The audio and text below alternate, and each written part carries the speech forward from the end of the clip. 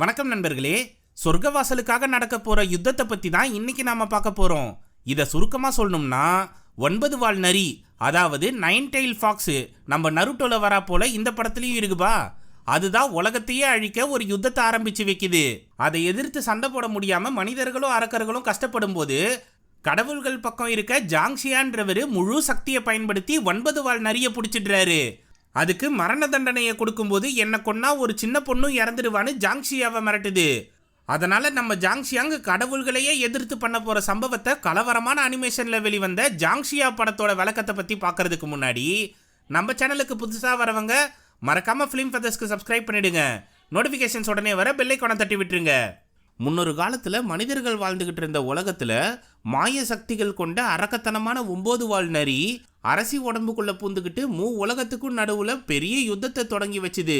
அதுல ஏகப்பட்ட உயிர்கள் பலியாச்சு. இதை பார்த்த கடவுள்கள் செம்ம கடுப்பாகி இந்த 9 வால் நரியை கட்டுப்படுத்த ஜாங்ஸியான்னு சொல்லப்படுற மாவீரன் அனுப்பி வச்சாங்க. அவரை மடக்க 9 வால் நரி எப்படிப்பட்ட மாய பிம்பத்தை பயன்படுத்தினாலும் அதை கொஞ்சம் கூட சட்டை பண்ணாம எல்லாத்தையும் தகர்த்தெறிஞ்சு அசால்ட்டா அந்த 9 வால் நரியை பிடிச்சிட்டாரு. அது இனிமே திரும்பி வராதபடி மந்திர முத்திரையால கட்டுப்படுத்தி வச்சிட்டாரு. இந்த வீர தீர சம்பவத்தால ஜாங்ஸியாவோட பெருமை உலகத்திலையும் பரவுச்சு. அதனால கடவுளோட சீடர்களுக்கே தலைவரா ஜாங்ஸியாவை தேர்வு செய்யறதுக்கு முன்னாடி அவர் பிடிச்ச 9 வால் நரியை கொல்ல சொல்லி உத்தரவிட்டாங்க. அதன்படி 9 வால் நரியை சங்கிலியில தொங்க விட்டு இவரோட முழு சக்தியை பயன்படுத்தி கொல்ல வரும்போது மறுபடியும் அதோட மாய பிம்பத்தை பயன்படுத்தி எல்லாரையும் பயமுறுத்துது.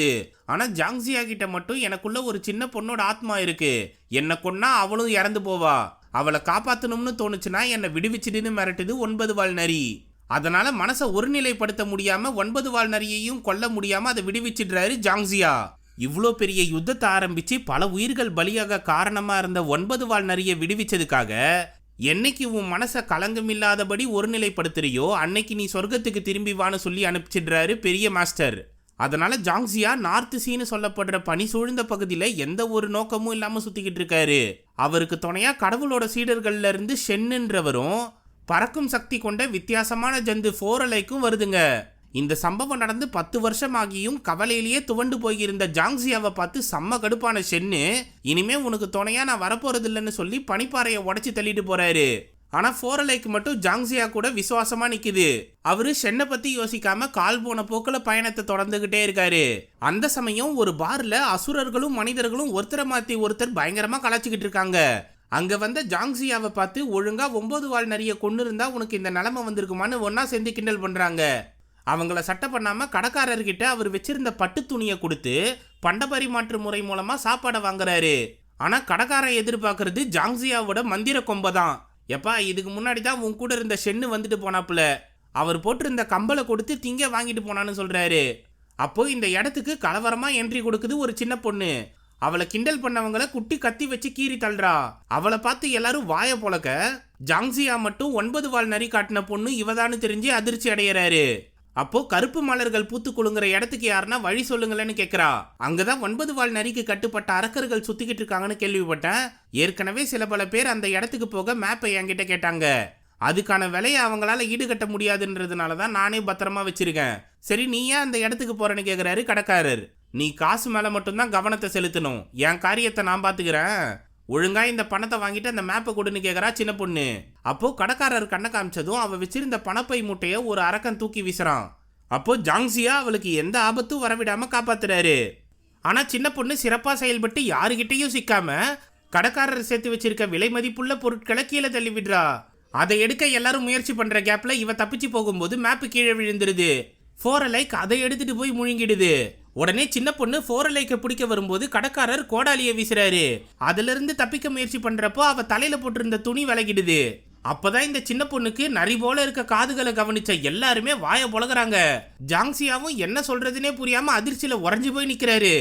இவளை மட்டும் நாம பிடிச்சிட்டோம்னா சொர்க்கத்துல நமக்கு நிச்சயமா இடம் இருக்குன்னு சொல்லி எல்லாரும் வெறித்தனமா விரட்டுறாங்க. அவங்கள தடுத்துட்டு சின்ன பொண்ணு பின்னாடி ஓடுறாரு ஜாங்ஸியா. அப்போ ஒருத்தன் ஈட்டியை எரிய வரும்போது அவனை தடுத்து நிறுத்துறாரு ஷெங்கு. அதே சமயம் சின்ன பொண்ணை பிடிக்க வரும்போது அவ காலில் இருந்த சிவப்பு கலர் வளையத்தையும் பார்த்துடுறாரு ஜாங்ஸியா. அந்த கேப்ல ஃபோரலைக்கு அவர்கிட்ட வந்துருது. ஆனா சின்ன பொண்ணு அவரை தட்டி விட்டு ஓடிடுறா. அப்பதான் பெரிய குருவோட உத்தரவின்படி இந்த இடத்தை தாண்டக்கூடாதுன்றதுனால ஜாங்ஸியா அங்கேயே நிக்கிறாரு.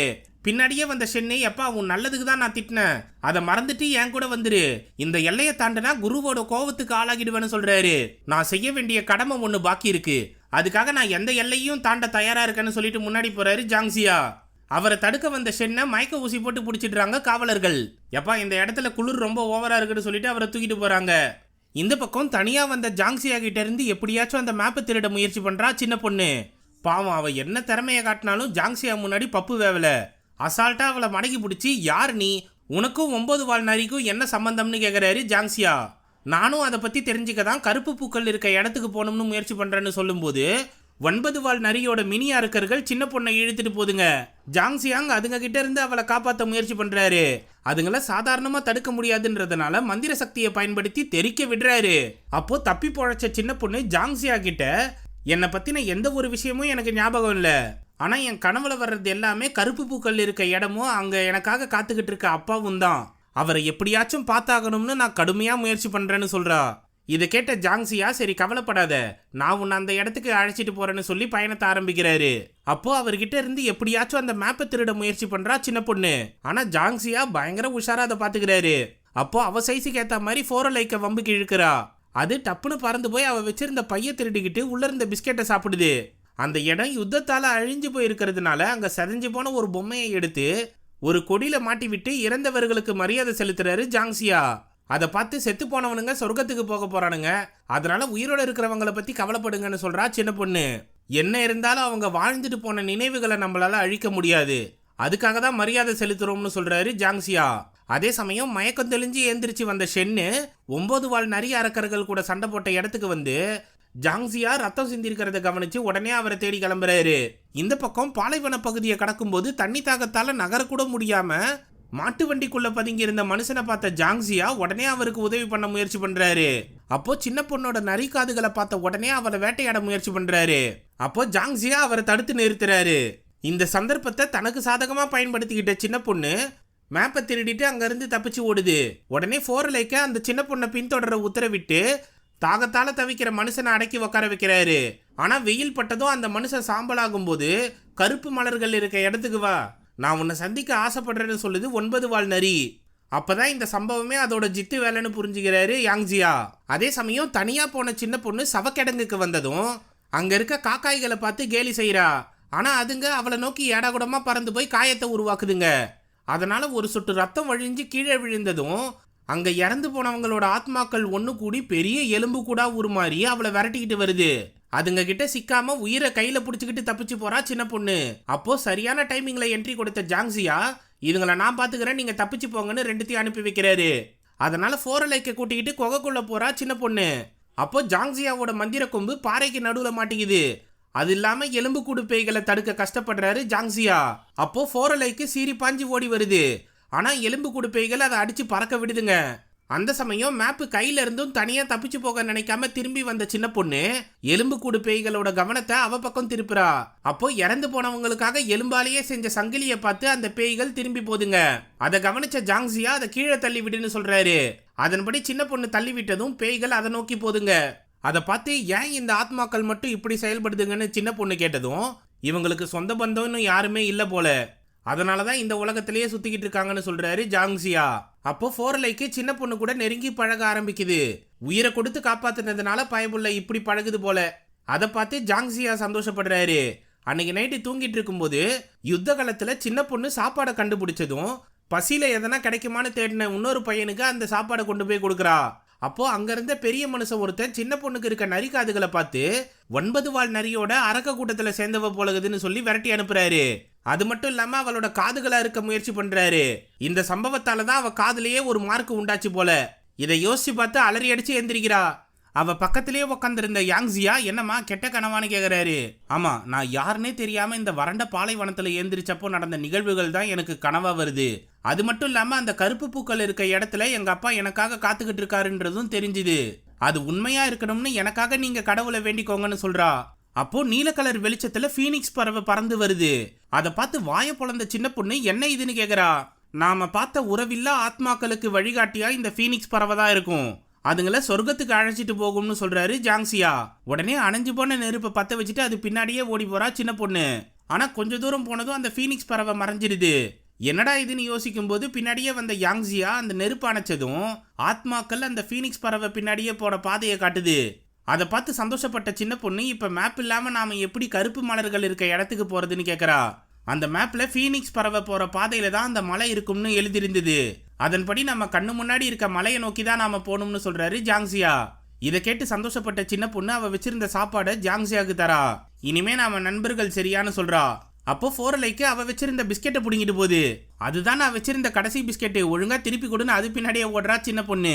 கொஞ்ச தூரம் கடந்து பாறைகள் இருக்க பகுதிக்கு வந்ததும் சுத்தி இருக்க சில பல கருப்பு மலர்களை பார்த்து நாம சேர வேண்டிய இடத்தை நெருங்கிட்டோம்னு சந்தோஷப்படுறா சின்ன பொண்ணு. அங்க கலவரமா என்ட்ரி கொடுத்த ஷென்னு குருவோட உத்தரவை நீ மீறினதுக்காக இப்ப பாரு உன் முகத்துல ஏற்பட்ட காயம் சரியாகாமலே இருக்கு.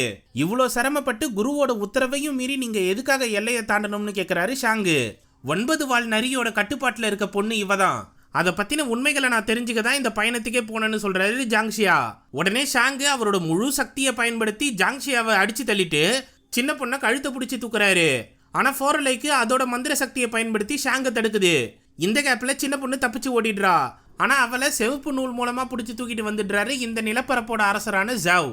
அவரோட சக்திகளை காமிச்சு சின்ன பொண்ணு கிட்ட சீன் போடும்போது அவ காலில் இருக்க விலங்க பார்த்து இது 9 வால் நரியோட தொடர்பு கொண்டதாச்சு. அப்போ உன்னை அழிச்சா அந்த 9 வால் நரியையும் கொன்னுடலாம் போலையேன்னு தெரிஞ்சுக்கிறாரு. அதை கேட்டு சின்ன பொண்ணு பயங்கரமா கத்துறா.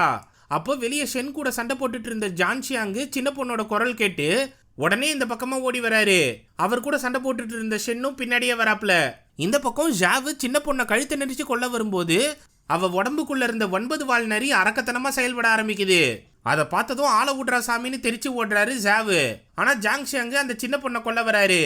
அடுத்த நொடியே சுயநினைவுக்கு திரும்பின சின்ன பொண்ணு நான் என்ன பண்ண, எதுக்காக என்ன கொல்ல வரீங்கன்னு கேக்குறா. என்னடா நடக்குதுங்கன்னு அதிர்ச்சியில உறைஞ்சு போய் நிக்கிறாரு ஜாங்ஷியா. அப்போ 9 வால் நரியோட குட்டி அரக்கர்கள் அந்த சின்ன பொண்ணை தூக்கிட்டு ஓடிடுறாங்க. அதை பின்தொடர்ந்து போறாங்க ஜாங்ஷியாவும் ஷாங்கும். குறிப்பிட்ட ஒரு இடத்துக்கு வந்ததும் 9 வால் நரி அதோட உருவத்தை காட்டுது. அதை பார்த்த ஷாங்கு உன்னதான் என்னோட குரு கழுத்தறுத்து கொன்னுட்டாரு, அப்புறம் எப்படி நீ திரும்பவும் வந்தன்னு கேக்குறாரு. அவர் கொன்னது என் உடம்ப மட்டும்தான், என்னோட ஆத்மாக்கு இன்னும் சக்தி இருக்கு, அதை பயன்படுத்தி எத்தனை உடம்ப வேணாலும் உருவாக்குவேன்னு நெக்லா சொல்லுது 9 வால் நரி. சரி அந்த பொண்ணுக்கும் உனக்கும் என்ன சம்பந்தம்னு கேக்குறாரு ஜாங்ஷியா. இவளோட அப்ப இந்த நிலப்பரப்போட அரசருக்கு இவளை தாரவாத்து கொடுத்துட்டான். அந்த சம்பவம் நடக்கும்போது தான் நான் இவன் உடம்புக்குள்ள பூந்தேன், மாபெரும் யுத்தத்தையும் தொடங்கி வச்சேன். ஆனா இவளோட ஆத்மா சக்தி வாய்ந்ததா இருக்கிறதுனால என்னோட பிடியில இருந்து விடுபட்டுட்டா. அப்பதான் என்னோட மந்திர சக்தி மூலமா இவ கூட நான் தொடர்புல இருக்கிறதுக்காக அந்த சங்கிலியை நான் கட்டி போட்டேன். இப்போ மறுபடியும் இவ மூலமா என்னோட உருவத்தை நான் அடைய போறேன்னு சொல்லுது 9 வால் நரி. உடனே அதை தடுக்க ஷாங்கு 3 தலை சிங்கமா உருமாறி வெறித்தனமா அட்டாக் பண்றாரு. ஜாங்ஷியா அவரோட மந்திர கைத்து மூலமா 9 வால் நரியை தடுக்கிறாரு. அவரை தூக்கி வீசிட்டு ஷெங்க மடக்கி பிடிச்சிருது 9 வால் நரி. இந்த கேப்ல சின்ன பொண்ணை காப்பாத்திடுறாரு ஜாங்ஷியா. உடனே அவ காலில் இருக்க மந்திர கட்டாவுக்கு அவரோட சக்தியை பயன்படுத்தினா அதுல 9 வால் நரி சக்தியோட சேர்ந்து ஜாங்ஷியா மாஸ்டரோட சக்தியும் இருக்கு. என்னடா இதுன்னு ஜாங்ஷியா அதிர்ச்சி அடைய ஷெங்கு 9 வால் நரியை தாக்குறாரு. ஆனா அவர் அசால்ட்டா படுக்க வச்சுட்டு அந்த சின்ன பொண்ணை பிடிச்சி அதோட ஆத்ம சக்தியை உறிஞ்ச ஆரம்பிக்குது 9 வால் நரி. உனக்கு தெரியாத பல உண்மைகள் இருக்குன்னு ஜாங்ஷியாவை கிண்டல் பண்ணுது. அப்போ ஃபோரலைக் அதோட உண்மை உருவத்தை வெளிப்படுத்தி கலவரமா தாக்குது. 9 வால் நரி அதை தடுத்து திருப்பி தாக்குற கேப்ல சின்ன பொண்ணை காப்பாத்தி 3 பேரும் தப்பிச்சு போயிடுறாங்க. நீங்க எங்க போனாலும் அந்த சின்ன பொண்ணை நான் சும்மா விட மாட்டேன்னு கத்துது 9 வால் நரி. இத மறைவா நின்னு ஒருத்தர் வேடிக்கை பார்த்துக்கிட்டு இருக்காரு. அது வேற யாரும் இல்ல, நம்ம ஜாவ் தான். இந்த பக்கம் சின்ன பொண்ணை தூக்கிட்டு வரும்போது நீங்க சொன்னது உண்மையாயிடுச்சு பாருங்க, எனக்காக யாருமே அந்த இடத்துல காத்திருக்கலன்னு புலம்புறா. அப்போ ஃபோரலைக்கு காத்துல ஓட முடியாம தள்ளாடுது. அதனால சின்ன பொண்ணை ஷெங்கோட சேர்த்து கீழே தள்ளி விட்டுடுறாரு ஜாங்ஷியா. ஃபோரலைக்கு தட்டு தடுமாறி நதியோரமா கீழே விழுந்ததும் ஜாங்ஷியா அவரோட மந்திர சக்தியை பயன்படுத்தி 9 வால் நரி ஏற்படுத்தின காயங்களை சரி பண்ண முயற்சி பண்றாரு. ஆனா ஃபோரலைக்கு அவரை தடுத்து என்னோட வாழ்நாள் முடிய போகுதுன்னு சொல்லி இறந்து போகுது. அப்போ ஷென்னும் சின்ன பொண்ணை தூக்கிட்டு வராரு. அவ ஃபோரலைக்கோட நிலைமையை பார்த்ததும் கதி கலங்கி போறா. அப்போ ஃபோரலைக் உடம்புல இருந்து ஆத்மா வெளியேறி ஜாங்ஷியா கூட உரசி உறவாடிட்டு சின்ன பொண்ணு பக்கம் வருது. உடனே அவன் மறைச்சு வச்சிருந்த பிஸ்கெட்டை எடுத்து காட்டினதும் சும்மா பேருக்குன்னா அதுல வாயை வச்சுட்டு சொர்க்கத்தை நோக்கி பறந்து போகுது. அதை பார்த்து கண் கலங்கி அழுவுறா சின்ன பொண்ணு. அந்த பக்கம் மறைஞ்சிருந்து பார்த்த ஜாவை பிடிச்சி இனிமே உனக்கு இந்த உலகத்துல இடம் இல்லைன்னு சொல்லி கீழே தள்ளிடுது 9 வால் நரி.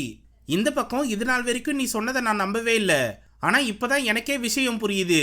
இதை பத்தி நாம இன்னும் தெரிஞ்சுக்க என்ன பண்றதுன்னு கேட்கிறாரு ஷென்னு. அதுக்கு நம்ம மாஸ்டர் கிட்ட தான் போய் விளக்கம் கேட்கணும்னு சொல்லி வழியை உண்டாக்க முயற்சி பண்றாரு ஜாங்ஷியா. ஆனா அவருக்கு சக்தி கம்மியா இருக்கிறதுனால சொர்க்கவாசல் திறக்கல. உடனே ஷென்னு முன்னாடி வந்து அவரோட சக்தியை பயன்படுத்தி ஜாங்ஷியாவை சொர்க்கத்துக்கு அனுப்புறாரு. அங்க இருக்க மாபெரும் வாயிற்காவலர்கள் வாசல்லையே ஜாங்ஷியாவை தடுத்துடுறாங்க. நான் மாஸ்டரை பார்த்தே ஆகணும்னு முரண்டு பிடிச்சாலும் மின்னலால தாக்குறாங்க. ஆனா எந்த வழியையும் பொருட்படுத்தாம எழுந்து நிக்கிறாரு ஜாங்ஷியா. அவரோட மனதைரியத்தை பார்த்து அசந்து போன மாஸ்டர் உடனே அவர் கண் முன்னாடி தெரிகிறாரு. உடனே எதுக்காக அந்த பொண்ணை 9 வால் நரிக்கு பலி கொடுக்க முடிவு பண்ணீங்கன்னு கேட்கிறாரு ஜாங்ஷியா. இந்த உலகத்துல இருக்க ஜீவராசிகளும் ஒருத்தர் வெறுத்து வாழ்ந்துகிட்டு இருக்காங்க. அவங்கள ஒண்ணு சேர்க்க ஒரு யுத்தத்தை நடத்த வேண்டி இருந்துச்சு. அதுக்காக ஒரு உயிரை பலி கொடுக்கறதுல எந்தவித தவறும் கிடையாது. இதுதான் கடவுளோட சித்தம்னு சொல்றாரு மாஸ்டர். அப்போ ஒரு உயிரை காப்பாற்ற முடியாதவன் எப்படி 1000 உயிரை காப்பாத்துவான்? என்ன பொறுத்த வரைக்கும் அந்த சின்ன பொண்ணையும் காப்பாத்தி ஆகணும்னு சொல்றாரு ஜாங்ஷியா. அப்படின்னா இனிமே உனக்கு சொர்க்கவாசல்ல அனுமதி கிடையாது, பரவாயில்லையான்னு கேட்கிறாரு மாஸ்டர். அதை பத்தி நான் கவலைப்படல, ஒரு உயிரை காப்பாத்திட்டேனேன்னு சந்தோஷதான் படுவேன்னு சொல்றாரு ஜாங்ஷியா. அப்படின்னா அவளுக்கு மறுபிறப்பு தான் கொடுத்தாகணும்னு சொல்லி அவளை ஒரு இடத்துக்கு அழைச்சிட்டு போக சொல்றாரு மாஸ்டர். அதன்படி ஷென்னோட சேர்ந்து அந்த சின்ன பொண்ணை தூக்கிட்டு ஒரு மலைப்பகுதிக்கு வந்து சேர்றாரு ஜாங்ஷியா. அங்க அவரோட மந்திர கொம்பை வச்சதும் மலை 2ஆ பொளக்குது. அதுக்குள்ள போகும்போது 9 வால் நரி இவங்களை நெருங்கி வர்றத உணர்ந்து ஷென்னு முன்னாடி நின்று நான் அதை தடுத்து நிறுத்துறேன், நீ உன்னோட கடமையை நிறைவேற்றுற வேலையை பாருன்னு ஜாங்ஷியாவை அனுப்பி வைக்கிறாரு. சரின்னு சின்ன பொண்ணை தூக்கிட்டு அவசரமா ஓடி போறாரு ஜாங்ஷியா. அப்போ 9 வால் நரி இந்த பக்கம் வந்ததும் முழு சக்தியை பயன்படுத்தி ஷென் அதை தடுத்து நிறுத்த முயற்சி பண்றாரு. 3 மந்திர வளையங்களை போட்டாலும் அதை உடச்சி தள்ளிட்டு அவரை நசுக்கி தள்ளுது 9 வால் நரி. ஆனா கடைசி மூச்சு இருக்கிற வரைக்கும் ஷென் அது கூட போராடும் போது ஜாங்ஷியாவை மட்டும் ஏன் மாஸ்டருக்கு ரொம்பவே பிடிச்சதுன்னு எனக்கு இது நாள் வரைக்கும் தெரியாம இருந்துச்சு. ஆனா அவன் எல்லா உயிருக்காகவும் சண்டை போட்டு ஹீரோவா நிக்கிறதுனாலதான் தனித்தன்மை வாய்ந்தவனா தெரிஞ்சான் போல. இப்போ நானும் ஒரு ஹீரோவா மாற வேண்டிய தருணம் வந்துருச்சுன்னு சொல்லி 9 வால் நரி கூட மோதி உயிரை விடுறாரு ஷென்னு. அது தெரிஞ்சு இப்ப வருத்தப்படுறதுக்கு நேரம் இல்லைன்னு புரிஞ்ச ஜாங்ஷியா சின்ன பொண்ணை தூக்கிட்டு விருட்டுன்னு ஓடி போறாரு. அப்போ கண்முழிச்ச சின்ன பொண்ணு நாம எங்க போறோம்னு கேட்க, உனக்கு மறுபிறப்பு கொடுக்க தான் நான் ஒரு இடத்துக்கு அழைச்சிட்டு போறேன்னு சொல்றாரு. இந்த வாழ்க்கையில எனக்கு சொந்த பந்தம்னு சொல்லிக்க யாருமே கிடையாது, அடுத்த வாழ்க்கையிலயும் அப்படியே இருந்தா நான் என்ன பண்றதுன்னு கேட்கறா சின்ன பொண்ணு. கவலைப்படாத, உன்னை பாசமாவும் பத்திரமாவும் பாத்துக்க அம்மா அப்பா சொந்த பந்தங்கள் நண்பர்கள்னு எல்லாரும் இருப்பாங்க. அதனால சந்தோஷமா நீ அடுத்த பிறவி எடுன்னு சொல்றாரு ஜாங்ஷியா. அப்போ சின்ன பொண்ணை கூட்டிட்டு ஒரு ஆத்து முன்னாடி வந்து நின்னதும் அவரோட சக்தியை பயன்படுத்தி மந்திர கதவை திறக்கிறாரு. உடனே சின்ன பொண்ணு யோசிச்சு அதுக்குள்ள போறா. அவ கண்ணுக்கு தெரியாம மறைஞ்சதும் கடமையை நிறைவேற்றிட்டோம்னு சந்தோஷப்படுறாரு ஜாங்ஷியா. ஆனா கலவரமா என்ட்ரி கொடுத்த 9 வால் நரி அந்த மாய கதவை உடைக்க முயற்சி பண்ணுது. ஜாங்ஷியா அதை தடுத்து நிறுத்த பயங்கரமா போராடுறாரு. இதுக்கப்புறம் உன்னால அந்த சின்ன பொண்ணை ஒன்னும் பண்ண முடியாதுன்னு சொல்றாரு.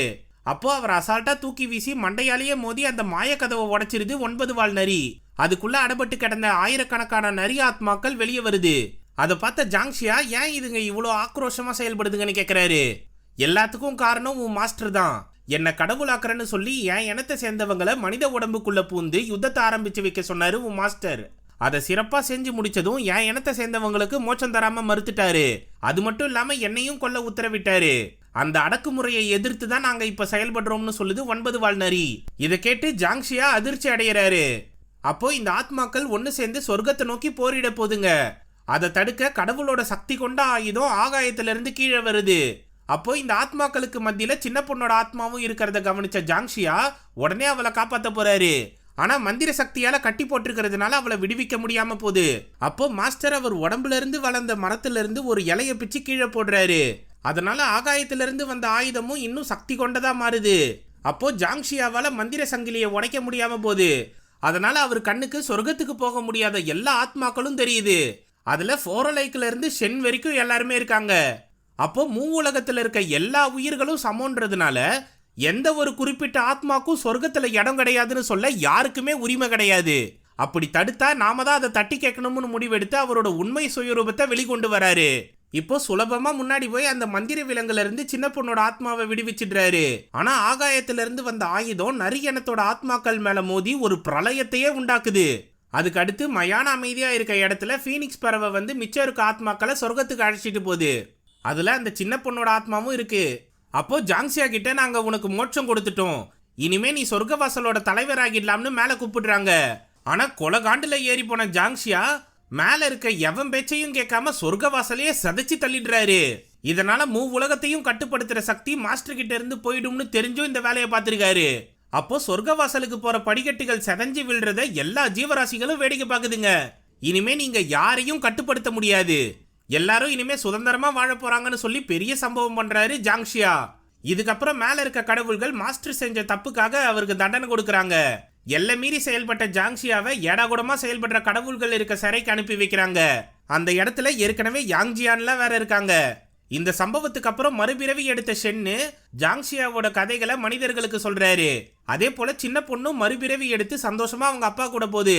அங்க வீதியில சுத்திக்கிட்டு இருந்த ஃபோரலைக் மாதிரி இருந்த டாகி அவளை பின்தொடர்ந்து போகுது. எல்லாம் நல்லபடியா முடிஞ்சதும் புத்தாண்டு நெருங்கும் போது கடவுள்களை கூப்பிட்டு விருந்து வைக்கிறாரு ஜாங்ஷியா. அதுல குறும்புத்தனமான குழந்தையா வராரு நேசா. அவரு எல்லா சாப்பாட்டையும் ஏடகுடமா சாப்பிட்டு வாயை தொடைக்காம போறாரு. அதனால தூக்கம் கெட்டு போன ஜாங்ஷியா ஓடி போய் அவரோட வாயை தொடச்சு விடுறாரு. அந்த சந்தோஷத்தோட எல்லாரும் ஒன்னா சேர்ந்து புத்தாண்டு வாழ்த்துக்கள் சொல்றதோட படம் முடியுது. இந்த படத்தோட முக்கிய கருத்தான எல்லாரும் சமன்றத பத்தி தான் இப்ப இருக்க படங்கள் எல்லாமே சொல்லி தருது. அதை தனி மனிதனா இருக்க ஒவ்வொருத்தரும் சிந்திச்சு பார்க்கணுன்ற கருத்தூசியோட இந்த விளக்கத்தை நான் முடிக்கிறேன். ஸோ இதை பத்தின உங்க கருத்துக்களை கமெண்ட் செக்ஷன்ல சொல்லுங்க. இந்த வீடியோ உங்களுக்கு பிடிச்சிருந்ததுன்னா தம்ஸ் அப் தெரிவிக்க விட்டு மற்றவங்களுக்கு ஷேர் பண்ணுங்க. புதுசா வரவங்க மறக்காம ஃபிலிம் ஃபெதர்ஸ்க்கு சப்ஸ்கிரைப் பண்ணிடுங்க. மிக்க நன்றி நண்பர்களே.